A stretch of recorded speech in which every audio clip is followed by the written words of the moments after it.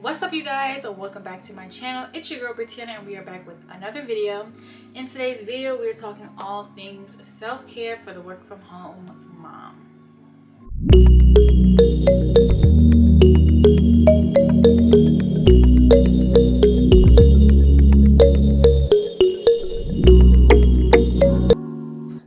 If you're new to my channel, welcome again. I create content all about holistic living, wellness, fashion, self-care, motherhood, veganism, and so much more. So definitely hit that notifications bell and subscribe because I do post content every week. So now that I think about it, this video is not just for the work from home mom. Whether you work from home or whether you just work out like in a corporate office, or if you're on the go, if you're traveling, whatever the case may be, if you are a mom, this is for you. I'm a fashion consultant, but I also like run an Etsy shop and a few other things. And with that, I do work from home essentially, and I do have other things that I've been working on business-wise, plus supporting my partner who has his own businesses as well. And then we have a 2-year-old toddler. So I do this video because I felt like, a lot of the times we tend to put our needs behind the needs of others. Like, I like to put my son's needs, my partner's needs, other people's needs, at the forefront of what it is that I have going on, their priorities, their goals and dreams and things of that nature. And sometimes, definitely let me know if you can relate to this, I tend to kind of like not, kind of fall back on my own. And recently, within the past 6-7 months, since the new year really, I've dedicated more and more time to not doing that. And not saying that I wouldn't focus on them, because it doesn't sound right, of course, but focus on creating a balance where when I'm working, I can do that, plus tend to my partner, plus tend to my son, but not feel that I'm pouring constantly from an empty cup. So that's what this video is going to be all about. Whether that be me, delving more into the Ayurvedic practices, or just simply just focusing on like reading a book. I've literally been doing so many different types of self-care methods that I have found to help me keep my mental sanity.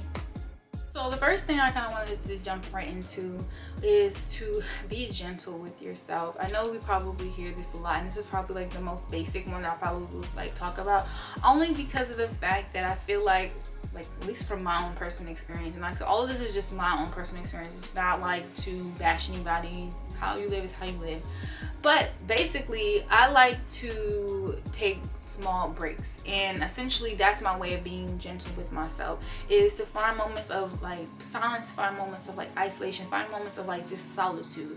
And I think that's important because of the fact that sometimes we get so caught up in the noise, we get so caught up in the hype of things, of the way to do things, all the information out there, the information overload, to the point where then it's just things are starting to show up in our business that is mixing with our personal lives, and it's just that adds to the stress of trying to balance work as well as being a mom. So taking a break could literally just be 5 minutes sitting in your car, 5 minutes, reading a book, or 5 minutes, in the bathroom. That's my sacred spot, y'all. Literally when I need to check out for a little bit, or clock out for a little bit, baby, as soon as baby pull up, I'm going to the bathroom, sitting there for a few minutes, regraining my thought processes. If you have a closet, a walk-in closet, go sit in that little closet, sit there and just regain some just clarity, and just whatever makes you feel like you have a moment to yourself. The next one that kind of ties into this is mindfulness. It's the art of practicing mindfulness and being present.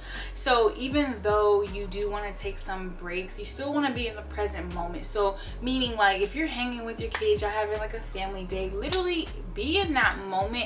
Don't think about the next call you have to have. Don't have the amount of emails that you have to send on your mind. Don't be thinking about what you're gonna cook and eat for dinner later. I'm a planner, so I know me saying all of this is kind of girl, I have to think about that. I have to think about that.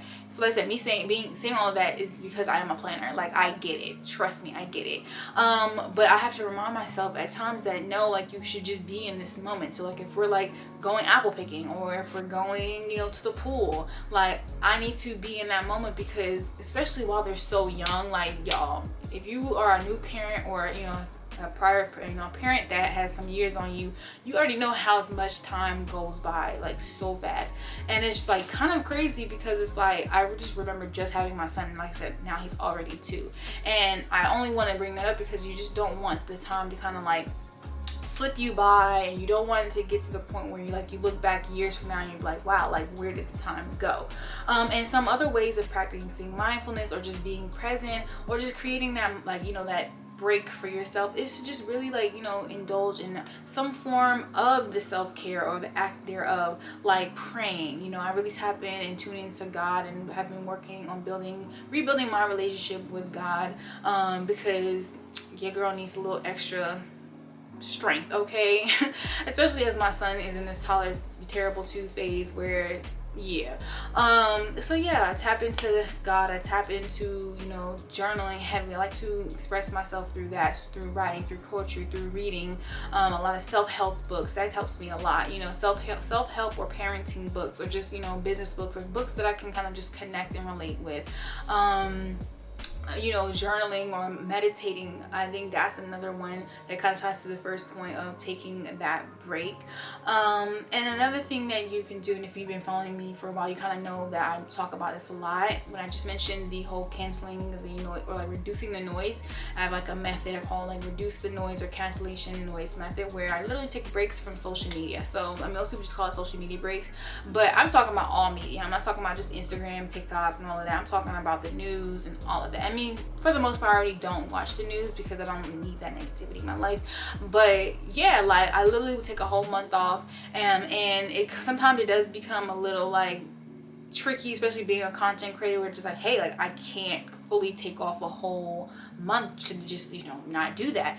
And some ways of going around that is, me, I like to plan, do my content planning. I like to batch all my videos out. I like to, like I said, schedule things out. And so you can maybe do something like that, where you schedule your post out in advance, so that way the month or the few weeks or even the day that you take off, you still are not missing a beat. The engagement may be off, but you can make that back up. But I look at it like this, like what's more important, me pleasing others just for the sake of that? And sometimes it's, like I said, once again, it's kind of tricky because this may be your livelihood, so that's that. Or is it just like me getting my mental clarity, and my mental sanity in order? And for me personally, in this state of living and where I am in my life right now, this point of where I'm at in my life right now, I need to be so mentally clear, so like free in my head, to the point where like any little distraction will just be even like only create more distractions for me. So I do have to take moments where I check out. And I told myself, I'm giving you guys this real life example because of the fact that I can relate to it. I told myself in the beginning of the year that I wanted to be more consistent with my YouTube channel, and I have been. Like, if you've been following me, thank you all to all of my subscribers. Thank you to everybody that has joined my little family here on YouTube. I have been, literally. I might have missed like 1-2 weeks here and there, but since January I took up the whole month off. But even then I had batched in the end of December and to post a couple of them, but I took the whole month off of social media, and since then I've literally been on it, okay? And then I took another break off because I had a death in the family, and I just needed to check out a little bit, on social media. But even with my YouTube, I still was constantly, consistently posting. So I say all of that to say that it's still possible to get it done, but you just have to just do literally what's best for you. So speaking of what's best for you, I think another great tip would to be treat yourself as a queen. If nobody else does it, at least you need to do it. At least you need to love you. At least you need to value you, know your worth, and know that, hey, this is what I need right now. Listen to your body, connect with yourself. And I think that ties into practicing the mindfulness and the introspection, and just the digging inward. If you have the support system to find those moments where you can really learn yourself and connect with yourself, you'll know that, okay, hey, I need a little more than 5 minutes today to just check out, And I know, like I said, granted, I know everyone's situation is a little different. Like I said, when I lived in New York, I wasn't completely able to have moments where I can just fully check out. I had to just be always on go mode. But even the days where my son went sleep for maybe 2 hours, because he definitely didn't sleep for 2 hours every single day. Sometimes he would sleep for 30 minutes, sometimes he would sleep for 15 minutes.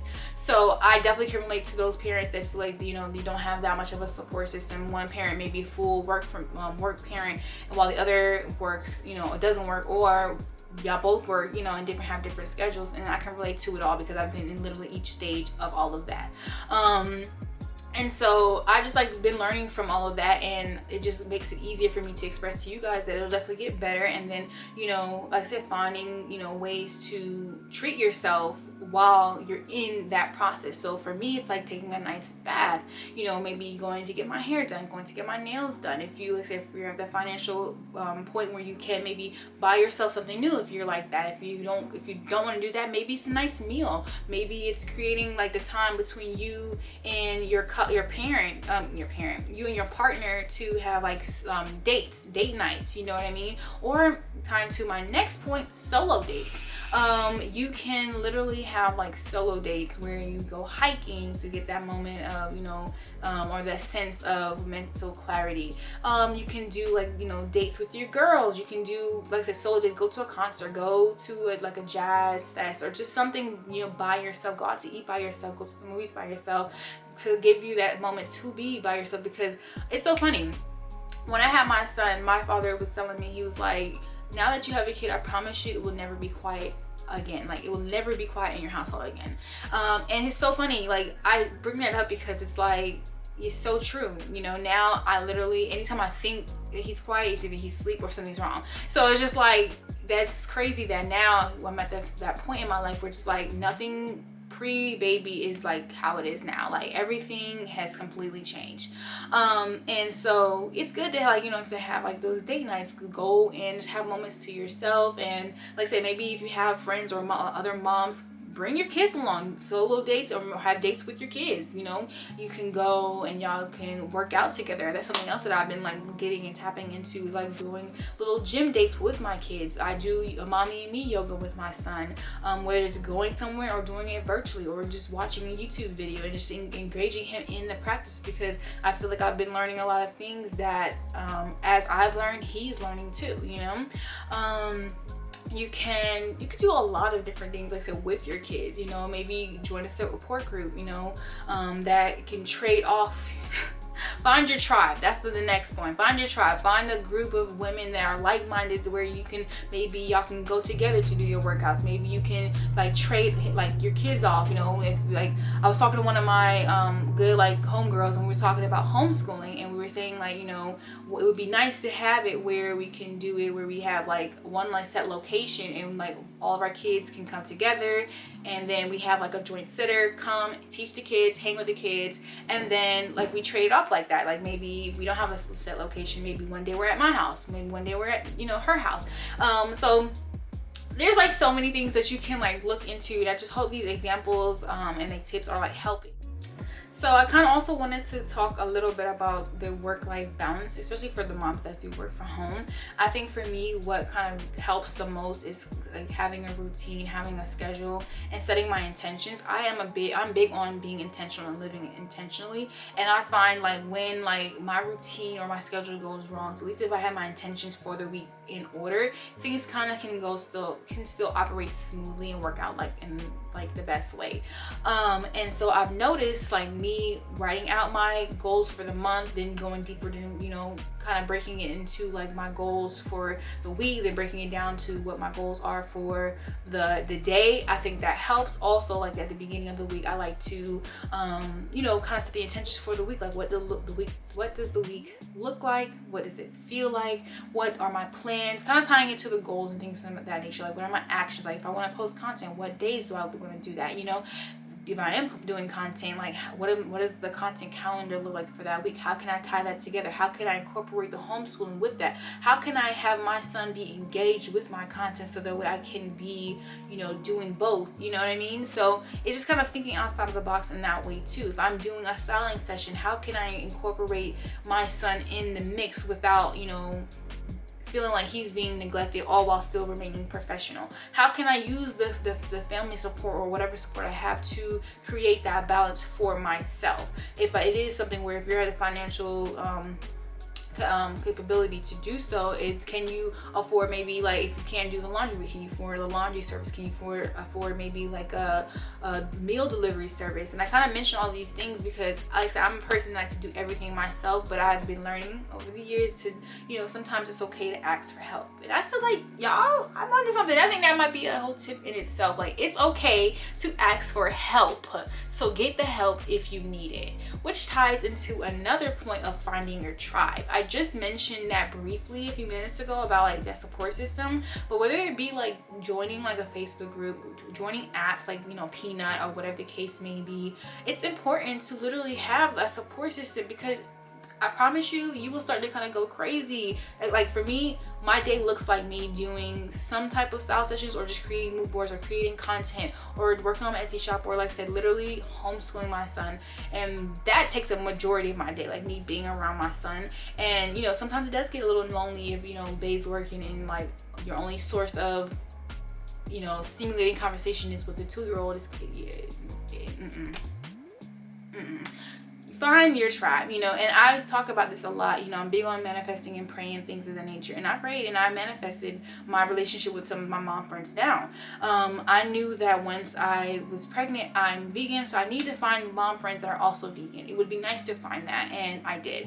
I wanted friends that live similarly to me, in the sense of like that focuses on like organic living, non-toxic living, eco-friendly living, because it just, to be honest, it makes it easier. You know, you can relate to them, y'all can share y'all, you know, experiences with different products, y'all can share y'all experiences on just different things in general. So for me, that was very, very big when I was pregnant, to manifest those friends that, even like I said, when I have like a birthday party for my son, you know, I have friends that also have kids that are also vegan, so I don't feel like my money's going to waste when I'm buying a whole vegan cake. Or the fact that, like, vice versa, if we are going, you know, to their birthday parties, I don't feel like, I mean, I still do, but I don't feel like I need to like completely have to worry about bringing my food, compared to I went to like a non-vegan birthday party, I have to worry about the food and all this extra stuff, you know. So yeah, find your tribe. Even if it's your family, you might have a sibling that might just be that support system, that rock, that person that just like holds you down, keeps you grounded. It might be your partner, you know. And, you know, just yeah, just make it work, make it happen. And I think, to me, like I said, having that tribe is important. For me, y'all are my tribes, where I can like vent my frustrations, or I can talk to you guys and maybe ask for help, or ask questions, or, you know, share my experiences. Like, that, you guys are a part of my tribe and my world right now. And I think that's why, that's what keeps me consistent, you know, in creating this content. Okay, so the last 2 tips, they kind of like go hand in hand, in the sense of like focusing on like your overall health, is to really just focus on like healthy habits. So the first one is to eat healthy. We all have heard, at least I hope we all have heard, you know, the phrase or the saying of how your mind is like literally connected to your gut. And so if you're not eating the right way, baby, not only are you not tasting the right way, but you are not thinking the right way. So essentially, I say all of that to say that, you know, I'm not saying that everyone has to go vegan or anything like that, but I mean, you could definitely eat healthier and implement healthier habits in the way that you eat and in the way that you live as well. Because like I just mentioned, when it comes down to your gut health, not only would it lead to you being more stressed and having, and it leads to other like diseases later on in life, it just overall will affect your kids in the way that they're maybe the behavioral issues as well. So I just wanted to throw that in there, that to me, that is also like a very good self-care practice as well. If you have like weight goals, if you have like, you know, just in general, just like other health goals that you want to start implementing, this is your sign to go ahead and do that. Even if you have like maybe slipped up and, you know, have been, you know, and I'm not saying diet, I'm not big on like the whole dieting thing, but I am big on choosing like health. I am big on you choosing healthier habits. And then the last one is focusing, of course, on your personal hygiene. So I mentioned earlier about like, you know, taking time to like treat yourself, whether that be getting your nails done, your hair done. But if you're not with that and you like to DIY like me, I like to do home spas, of course. I like to do my own hair for the most part. I like to, you know, I love finding like new brands that are like vegan and, you know, non-toxic to try. I love new vegan makeup brands that I can like play around with.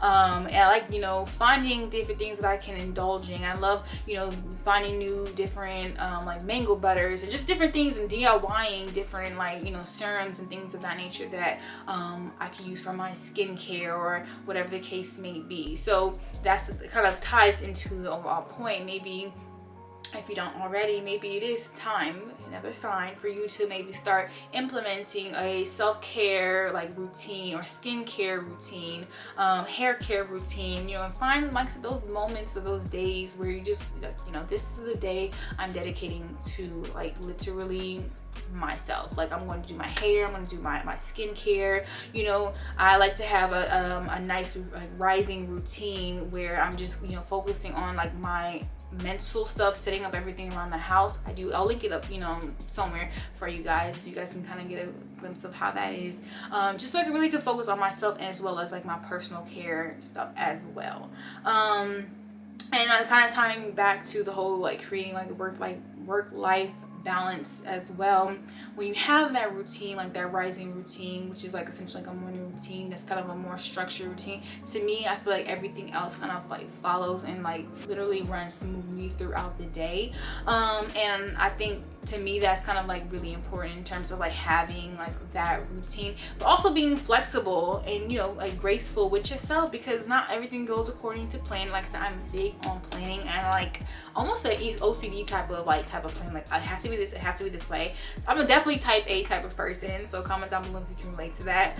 But I've learned to sometimes just let go, which is another, to me, self-care tip.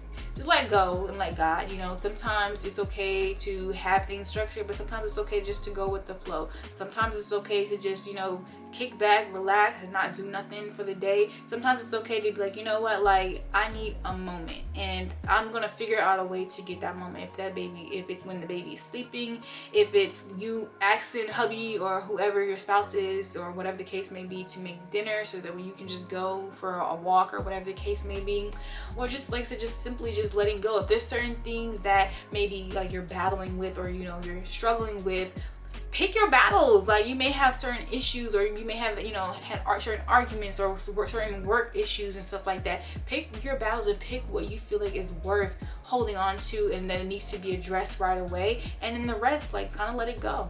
Alright, you guys, thank you guys so much for watching. I hope you truly enjoyed this video. Definitely comment down below some of your favorite tips from this video. If you have any other tips that you would like to share, drop them down below. As always, I am sending light, love, and prosperity, and I will see you guys in the next video. Toodles.